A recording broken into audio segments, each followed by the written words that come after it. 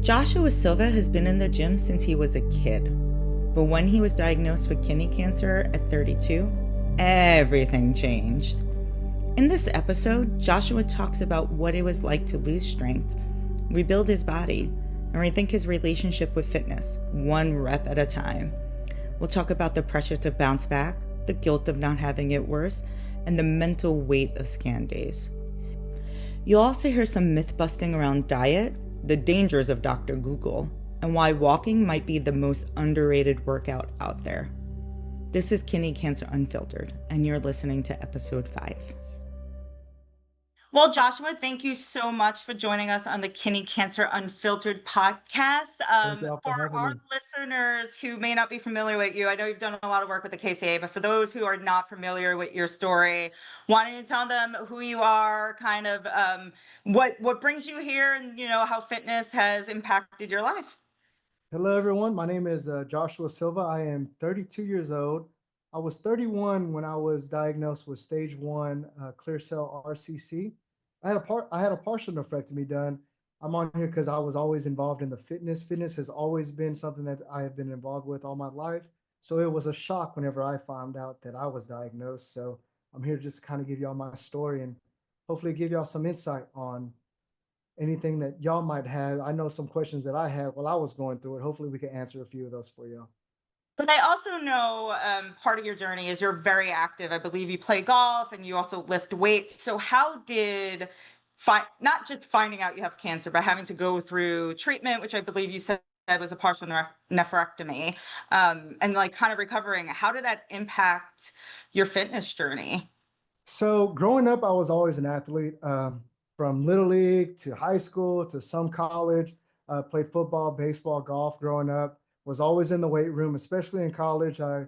My love for fitness really grew in terms of strength training, really grew in college. So, I was very always in the gym, always running, always doing something active. With that being said, whenever I heard the news that I had cancer, it was one of those things where how could it be me?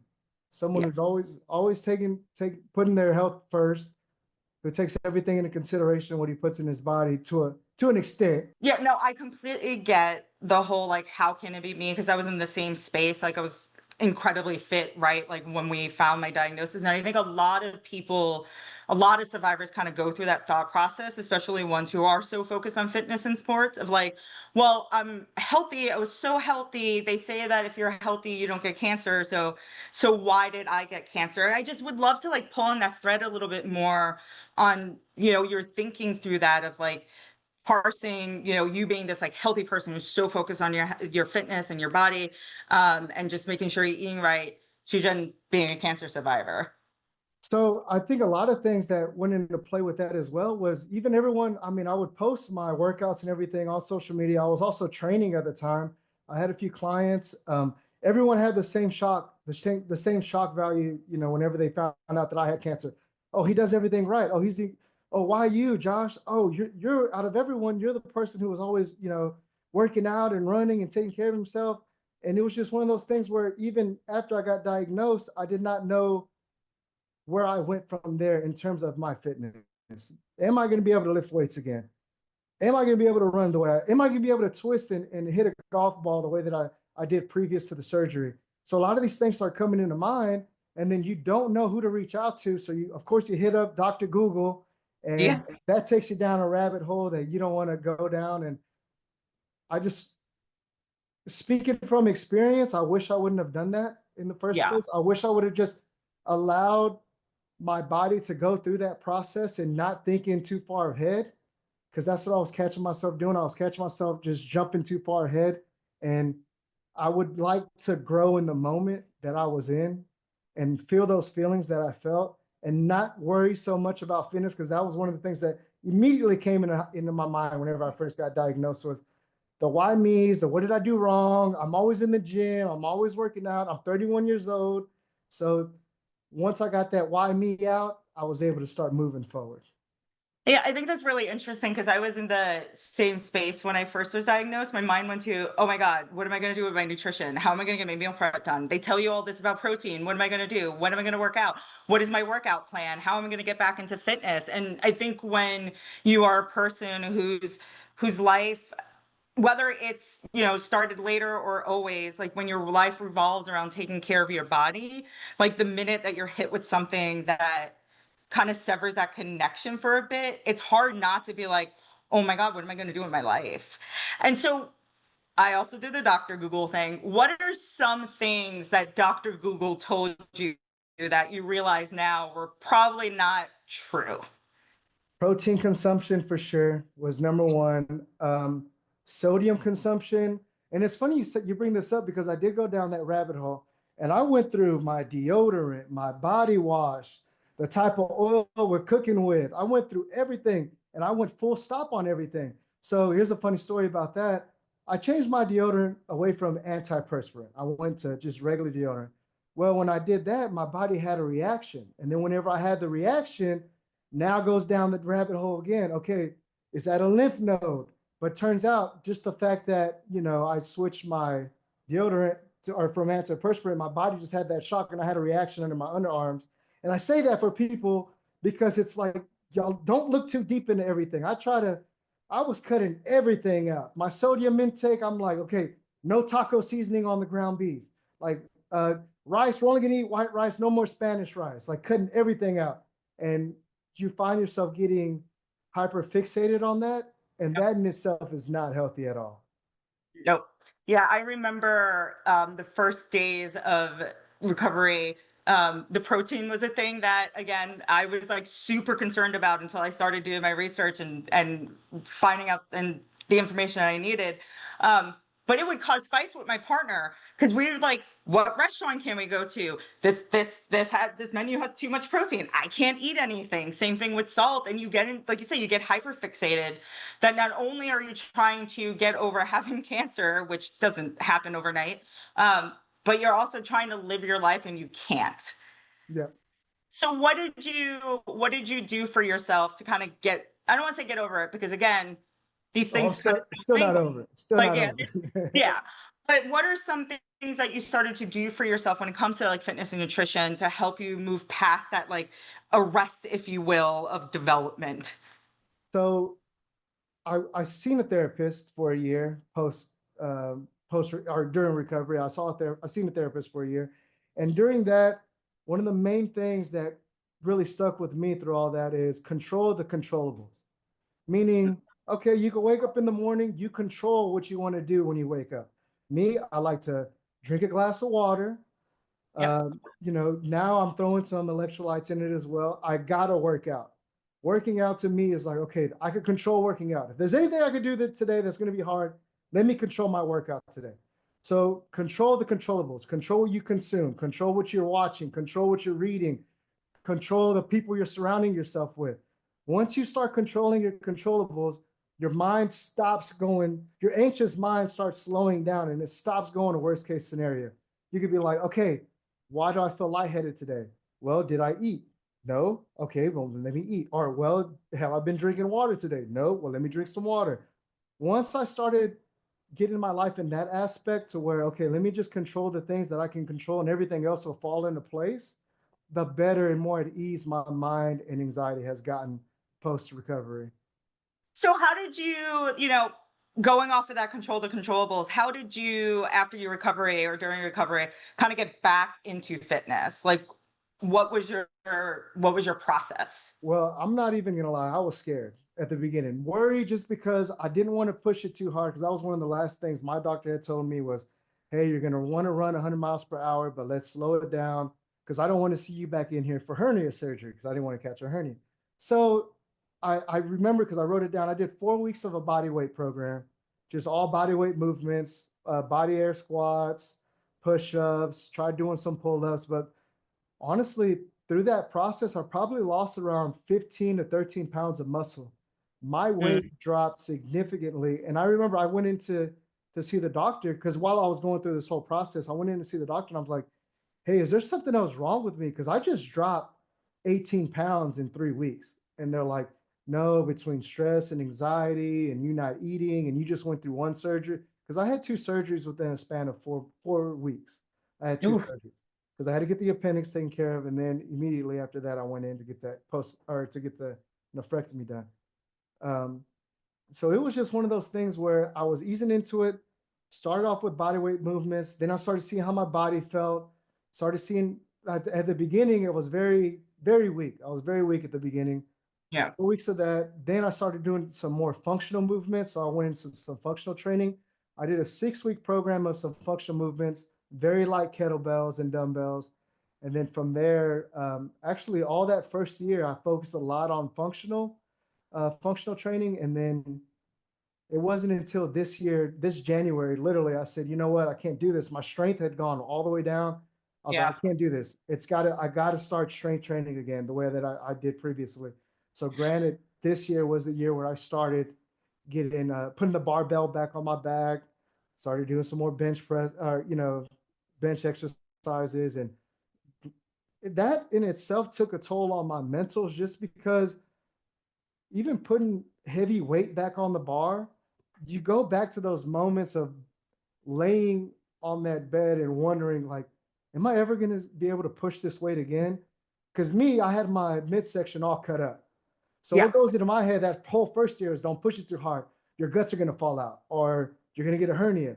To now, my mindset is like, okay, I made the foundation. I prepared myself for this moment. So now I'm able to start pushing the weight up. Okay, now let's start, um, throwing some more weight on your back. Okay, does that feel good? Oh, wow, that felt great. I remember the first time I lifted 225 again. And just Yeah. that, and that's something that I was consistently lifting on the bar or on the bench, or, Yeah.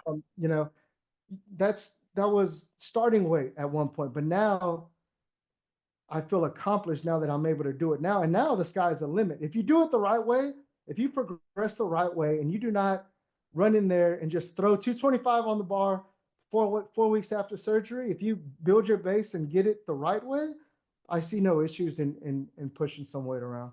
I said, so that's where I'm at now is just, okay, now I'm getting back to my old school style of training, Yeah. a little bit of hypertrophy, but mostly strength training as of this year. So you actually brought up something that I think is not talked enough about when it comes to fitness and cancer. Like what I see when I talk to survivors, it's a lot about like, oh no, fitness is important to me and I want to lift and I want to do that, which is an important conversation.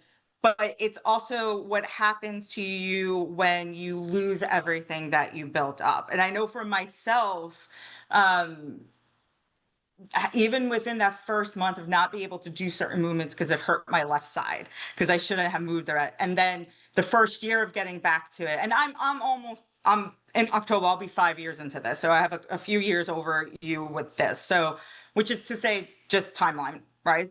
But in my timeline, I know when I started getting back into getting into bodybuilding and doing that, like anytime I put heavy weight on me, even using like a Smith machine, I'm like, oh my God, I can't do range of motion, right? Like I so was focused on being shallow because I'm like, I don't want to hurt my body. I don't want my stitches to pop. I don't want to do that. So I'd love to talk more about kind of that mental strain that you went through, to use a pun, of having to like go from having all this muscle to losing the muscle and then having to build it up again and Mhm. like losing that progress and what that did to you. I think everyone who's going to, or if you're listening to this, you're probably going through it right now. It's very demoralizing for a fact, 100%, especially for me. I'm competitive. Like, this Yep. is my space. For me to take, you know, 30 steps backwards after building, your physique or your strength for the last, for me, 20 plus years, Yeah. it's demoralizing. But also, I come from a sense of I know how this works. I know, okay, let me build it back. I could get your body is an amazing thing. Let me build Yeah. back to where I was, but let me do it. You want to do it smart. You Yeah. cannot go in there, like I said, you can't go there 100 miles per hour. So if I sat down and I developed a plan, if you go in this without a game plan, you're going to continue taking steps backwards. Go in this with a game plan, whether it's reaching out to a coach, which I would recommend. I have a buddy who's a coach at the gym that I work at, and just working with him since all of this has helped me out tremendously as well. Because at some point, the teacher has to become the student. So I Yeah. had to take that and say, okay, let me become the student again because I'm going into functional fitness, which is something that I was already messing around with prior to this, but now I got to go all in on it because I got to get my strength back one way or another. And I'm done with the body weight movements, but I know I'm not going to throw 300 pounds on the bar Yeah. on a squat right now. So it was one of those things like, okay, Josh, let's take a step back. Let's take a few steps back, but let's develop a game plan and let's start attacking it. And once you start seeing those little goals start getting crossed off, oh, wow, I'm doing a pull up again. Boom, cross it off. Oh, wow, I'm back to benching the bar 135. Boom, cross it off. It's Yeah. 225 on it. Yes, it is. Okay, boom, cross it off. Once you start getting the little wins and the little wins start stacking up, now the ball is rolling. Now it's like, I'm back. Josh, you're back to the old person. Okay, now fitness is back. Okay, how do you feel? How is your water consumption? And I'll tell everyone to this day, I've look, and I don't want this might be a little bit TMI, but I look at my urine almost every day. You become so infatuated. Oh, why are there bubbles? Or what color is it? Am I drinking enough water? What did I consume today to make it, this color, that color? Am I consuming enough electrolytes? But you start looking at fitness in a whole different realm than other people. Yeah. And so we're all in this one little boat, whether it's kidney cancer. Kidney cancer has our little niche because we could see what's coming out in the promote. So we see it. But other people coming back from, I have a buddy who had leukemia not too long ago. He's battling back from that. It's just a lot of things where you need to realize that just because you took those steps backwards, you can always build it up. Just build that strong foundation, and then the ball starts rolling, and then you keep it going. Yeah, the urine thing is not TMI. We all do that. I posted a reel about it was like what bodybuilders with kidney cancer do, and it's always like that quick turn to make sure your urine is not foamy. There was a medication I had taken. Now this might be TMI. There's a medication I had taken that causes foamy urine. I didn't know that at first. So for the whole 7 days, I was freaking out and Googling and Redding, and then I found out, oh, it's a medication. And it's like, oh, great, that's lovely. But when you've had kidney cancer, you're like, any bubble is something wrong. Well, it got to the point where I was asking friends, I was like, hey, does y'all's urine get bubbly? They're like, I don't know what you're talking about. So then I asked my urologist, and he's like, well, are you eating a lot of protein? And I was like, well, my breakfast consisted of 6 to 8 eggs. And he was like, well, there you go. That's it. It's just the protein, and your kidneys are just getting used to starting to filter that again. Yeah. There's something else you said that I want to talk about. The little wins. I think the thing I found interesting for myself getting back into fitness is that my goals shifted in terms of what I thought mattered, right? You go to the gym, you see the gym bros, and gym bros can be women too. So you see the gym bros who are throwing weight and not doing, their form is off and they're probably going to break their necks. But there's this focus on, oh, how much can I lift? But I think for myself, I started focusing on the little wins. It's okay, maybe I'm not doing this weight, but is my range of motion better? Am I able to do this better? So I'd love to so you talked about some of your little wins, but what are other kind of little wins that maybe you didn't focus on before the cancer? So progress is different for everybody. Yes, So yeah. I'll start with saying that my main thing was my mobility. So that first year I was like, okay, I can't get stronger. So guess what I'm going to do? I'm going to start working on mobility. And granted, that was one thing that I slacked on a lot. So I got my mobility back. I'm swinging the golf club better than I ever did before. My shoulders aren't stiff. Even some of the people that will come into the gym, and I'll consult with them. I said, can you put your back against the wall, and can you reach your arms all the way up? And can they touch? A lot of people can't lift their arms above their head, or their hands above their head. And I said, okay, well, let's start attacking that. Let's start getting this range of motion back, because as you get older, you start losing range of motion. And when you start losing range of motion, that's where a lot of other issues start coming into play. So let's start working on range of motion. So range of motion to me at the beginning was just getting my shoulder range back, legs, hips, a lot of hip mobility work, which is, like I said, that was the foundation and the base that's allowing me to get to where I am now, where I feel comfortable throwing weight on the back and everything like that. So we talked early, at the top or closer to, about misconceptions and kind of going down the rabbit hole. But what are some misconceptions you've either read or a doctor told you that now, that kind of made your experience tough, but now you're realizing, Oh, I probably shouldn't have. I know we talked about it a little bit earlier, but like, let's go into it. Well, honestly, the doctor, after it all happened, they're very vague. It was a lot of me going down the rabbit holes of seeing, okay, a protein's bad for your kidneys or too much sodium, like I stated before. It was more of, you know, trial and error on a lot of things. I guess we could talk about the vagueness of it, because again, I mean, we could probably have a whole entire hour just about the protein conversation, and I know I can go on my soapbox.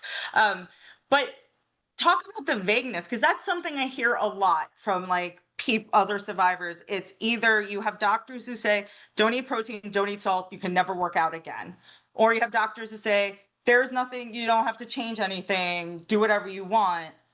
And that's not even helpful. So let's talk about kind of the vagueness and how that impacted you. So I was on the end of, hey, you're 31, you're young, take care of yourself, have a good life. That's Yeah. kind of like, and then I remember leaving the doctor's office and I looked at my girlfriend and I said, well, what does that even mean? So that's whenever I started going down that rabbit hole. Caffeine is bad for you. Take all, at the end of the day, what I found was everything is fine in moderation. And Yeah. that's with everything. Everything is fine in moderation. Just, obviously do your due diligence, talk to your doctors before you consume pre-workouts or whatever.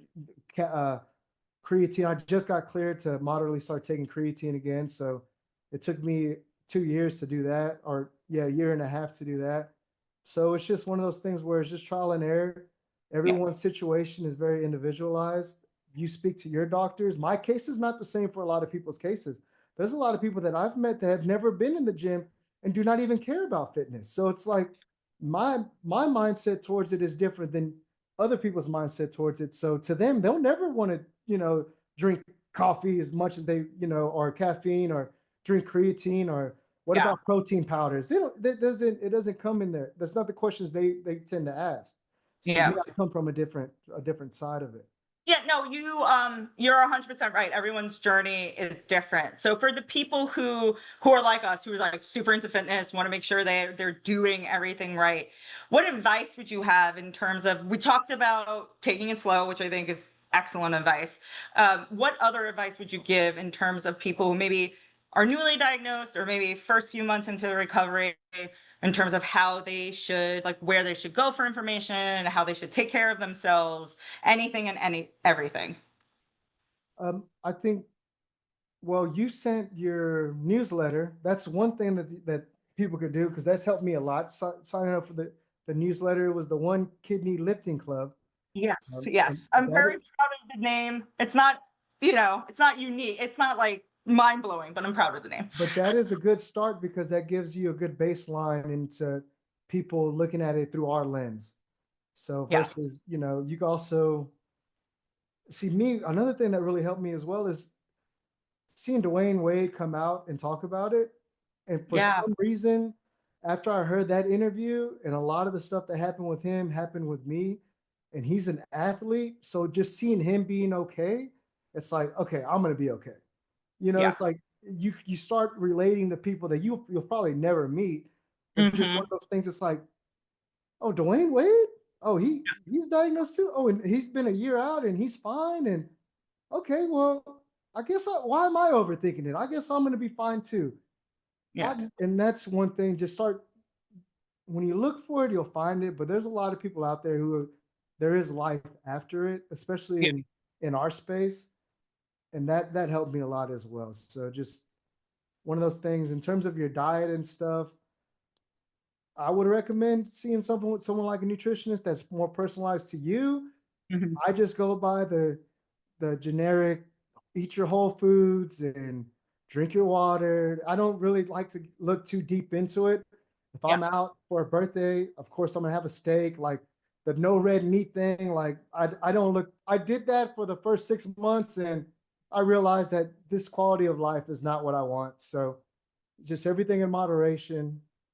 And I mean, in my case, everything has seemed to be good in terms of labs and my conversations with my doctors and my scans. So like I said, everyone's individualized, but just take it at your pace. Yeah.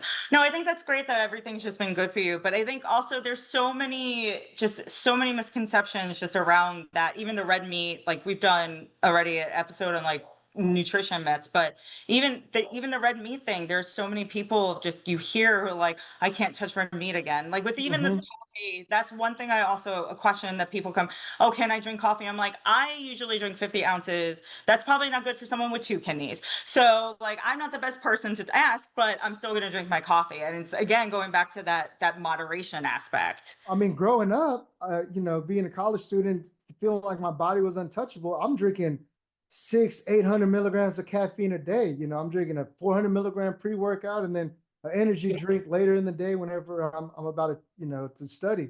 So it's something that now I start freaking out whenever I get over 180. I'm like, I start getting a little jittery. I'm like, let me start cutting back on that. I'm good around 100, 120. I'm fine. And Yeah. that's one thing. As you get older, you just kind of, maybe I don't need as many stimulus as I did before. Yeah. Yeah. And I think less cancer, more age, just like being an adult. But Yeah. I love the point that you made about Dwayne Reed because I think, we're both like we're young, right? And you don't necessarily see a lot of young kidney cancer survivors like in the media, but you especially don't see a lot of people who are athletic and have kidney cancer. And so I think it's a really great point about you bringing him up and like him talking about his story. I know a bodybuilder was recently, Just seeing it. diagnosed with stage one, Jeremy. I'm not going to butcher his last name, so we'll just say Jeremy P. But like being able to see just people like that who are doing fine or feel like they're doing fine rather, and like Mhm. they're living their life, I think is just so important. You would say, right? There was a CrossFitter that reached out to me, and he was out in Marta, I believe, which is overseas, and he reached out to me, and him as well. He has stage one, and he came to me, and he was saying the same thing in terms of, man, I mean, I work out all the time. You're the only person that I've seen. And granted, Yeah. he's overseas, and he's like, you're the only person I've seen. So it's like, are you okay? I was like, oh, I'm fine, and I'm only 2 years out, almost 2 years out.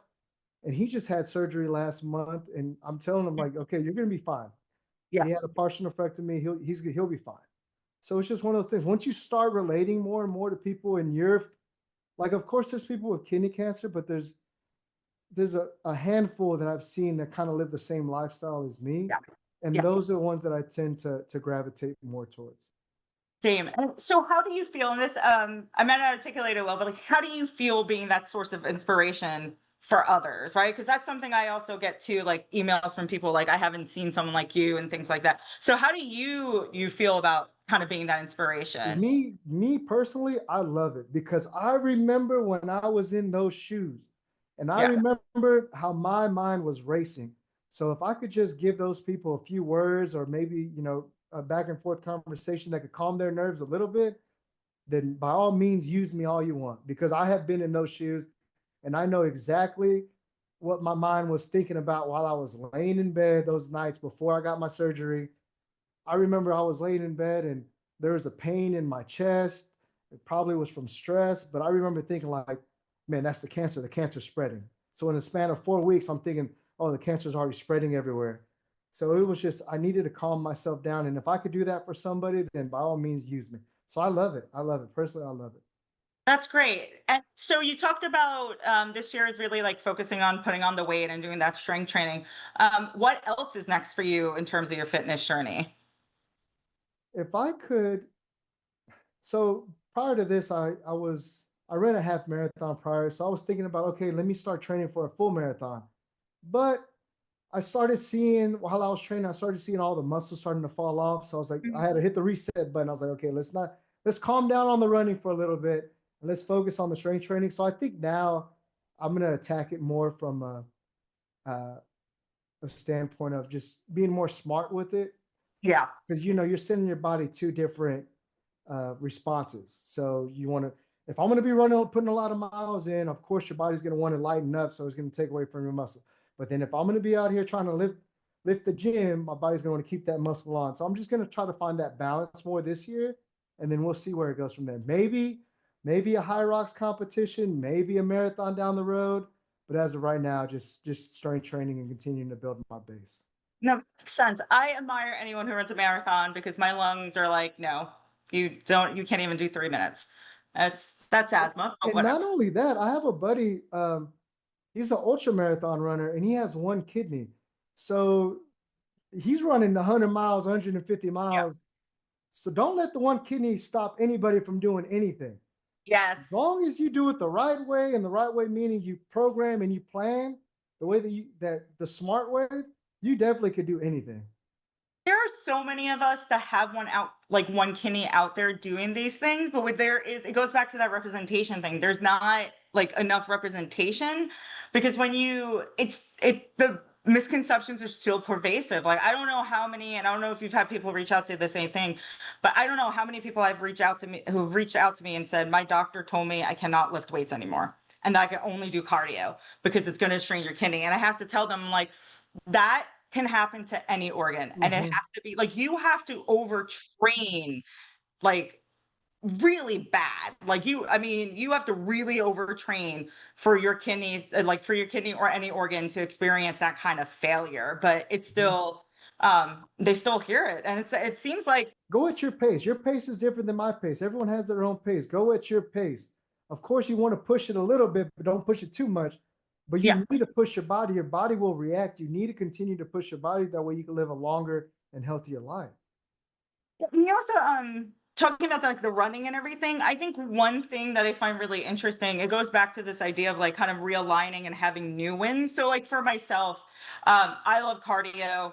I'm apparently the only bodybuilder in the world who loves cardio on off season, but I do like I've always loved cardio. Um, and I was still kind of doing it during like before I had thyroid cancer, but like once I had thyroid cancer, that kind of switched my whole entire life. And I decided, you know what, my cardio every day will be walking, right? Like I have a walking pad. I kind of shifted the idea.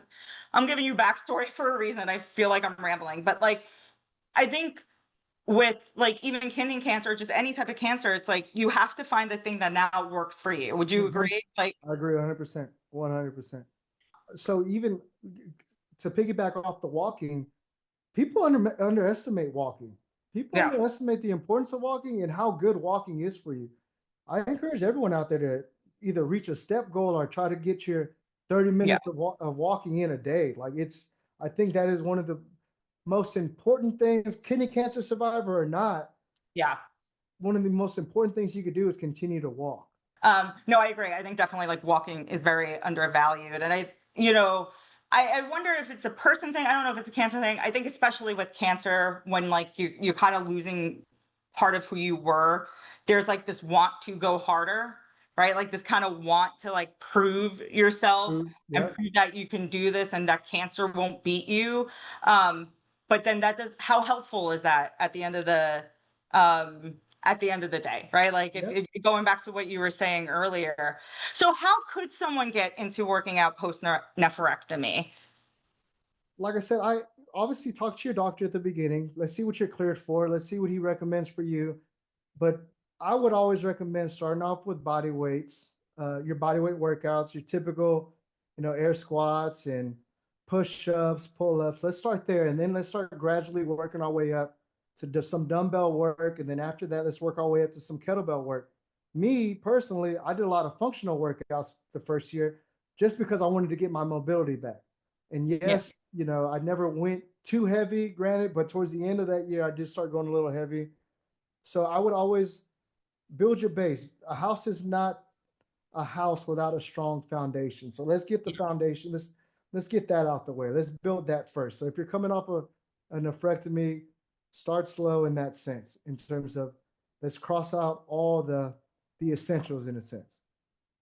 Now, what about for someone who had a nephrectomy who wasn't into working out to begin with? Like we're talking about ourselves and like we were super into fitness beforehand, so it's kind of easy for us to, get back into it and figure out what to do.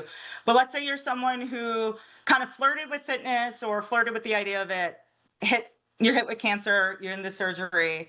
How do you get into, like, how would you recommend someone getting into working out from that point? So what I've heard a lot in that sense is more of, okay, a lot of people don't react to their health until after something bad happened. Yeah. So let's say cancer is the something bad that's happened, and you're like, I'm done with this. I'm getting into shape. I'm starting something. I'm going to start eating better. First thing I would recommend people to do is start walking. Yeah. Start walking. Let's get that body moving. I'm not telling you to sign up for a gym tomorrow and start hopping on a machine and let's start pushing weight. Like, no, let's just start getting active. Let's just start doing something that's active. Then from there, you start stacking that win. You go Yeah. from a 10-minute walk to a 15-minute walk. Now you're doing a 20-minute walk. Hey, now I'm going 20 minutes 4 times a week. Oh, now I'm doing 20 minutes 5 times a week. Starts looking at fitness in that sense. Oh, I'm waking up and I don't feel as stiff as I used to. That's a win. Oh, my hip used to hurt. Now it doesn't hurt as much. I'm doing a lot more stretching. That's a win. So once we get that base going, then you can start, maybe reaching out to a trainer or a coach and see if they could develop a plan more catered towards you and your lifestyle. I love that you brought up like the 10, 15, 20. Like that was, I remember very clearly talking to like my accountability buddies when I was first diagnosed, and they knew the way I was, and they're like, Anna Marie, you're going to want to go hard. Don't do it. And they, one of the recommendations was start with 5 minutes of walking. Like Mhm. do that every day the first week, because like you're going to get tired. And I think people don't realize this, even with a partial nephrectomy, your body, your entire like abdomen is being cut into, Mhm. right? That actually is a pretty long recovery for your body to like heal. And so you can get tired after even just 10 minutes with those first few weeks. So I think it's really smart to like suggest that. Sorry. I was so inflamed. I remember all my midsection, my torso was just so inflamed for a while. So that's normal as well. But going back to your point, I remember going on my walks because that's the one thing the doctor tells you: got to walk, got to move. I'm going on my walk. I'm looking on my Garmin watch. My heart rate is 115 on a very slow walk, and I'm like out of breath. And I'm so okay. I see where I'm starting, and that was demoralizing in that sense because I was just training for a half marathon a few months Yeah. ago. So then you start building. Then you start seeing like, okay, this walk my heart rate's only at 90.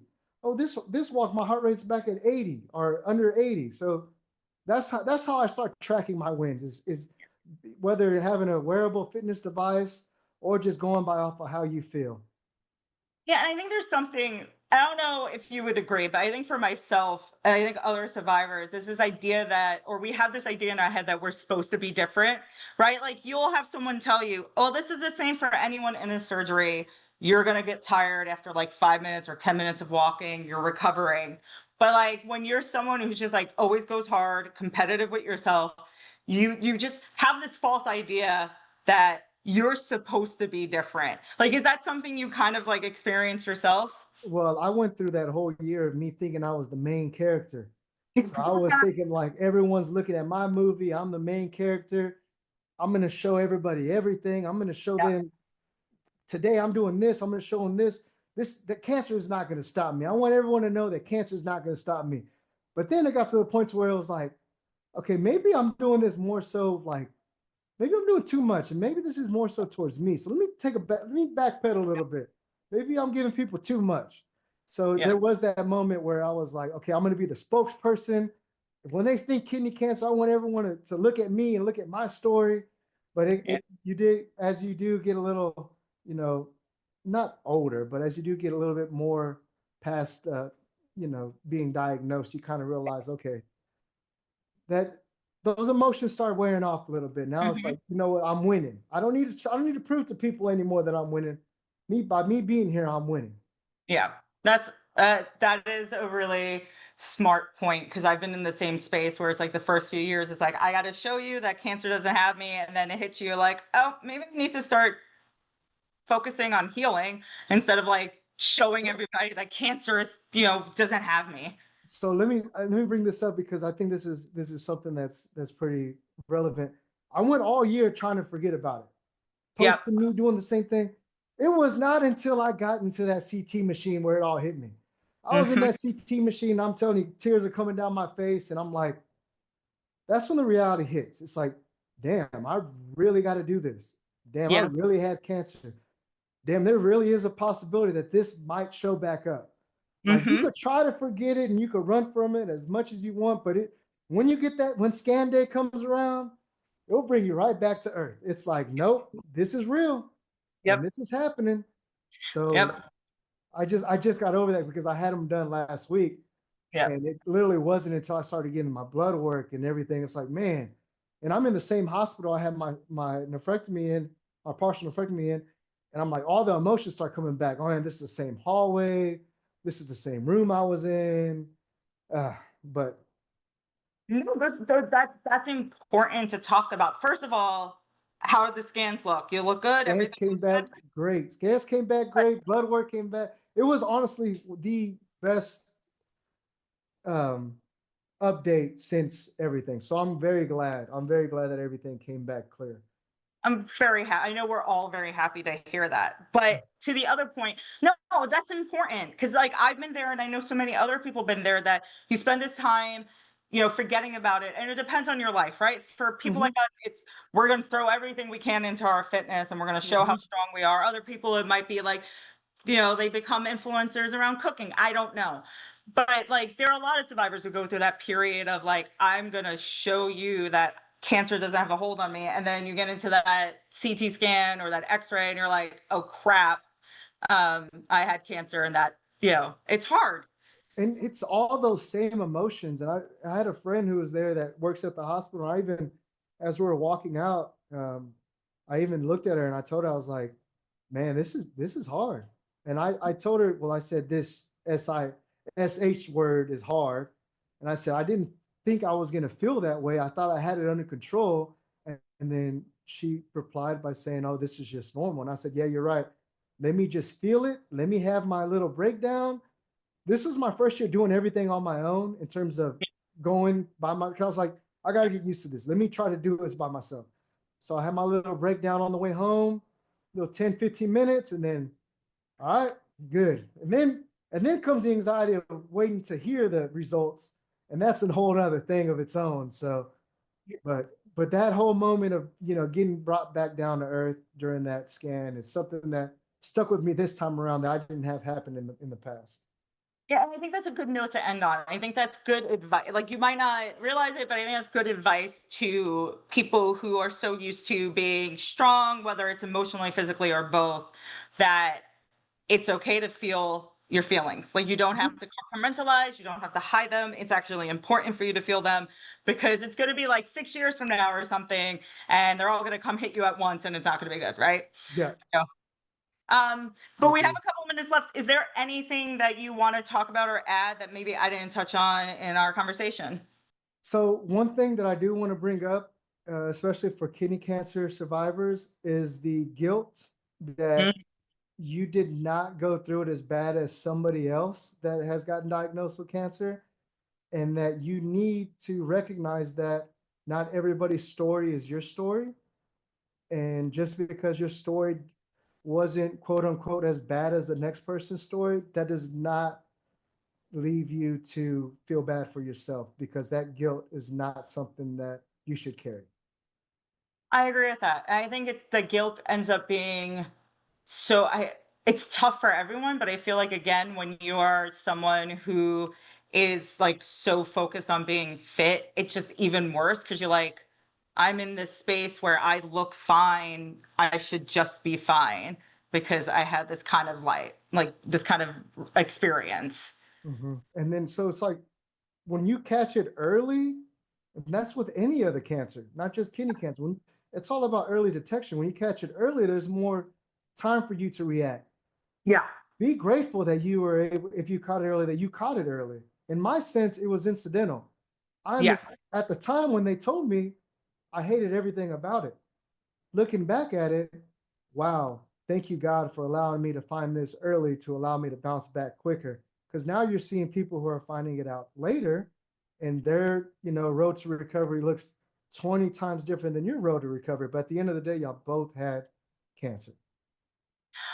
So that sounds like a good piece of advice, but before I let you go, what is one piece of advice out of all the advice that you've given during our conversation? What is the one that you want everyone to take away with them if they take away nothing else? grow where your feet are. Grow where your feet are. Wherever you are, you start growing where you are in terms of be present in that moment and start looking at it from that lens. I love that. Yeah, don't look 5 years down the road. Don't look, how am I going to be 10 years down the road with cancer? How's cancer going to affect me 20 years? Be in the present, grow where you are. I love that. Well, thank you so much, Joshua, for joining us. Thank y'all for having me. It was a great conversation. Have a wonderful day. Thank you. I'll do the same. Thank you, everybody.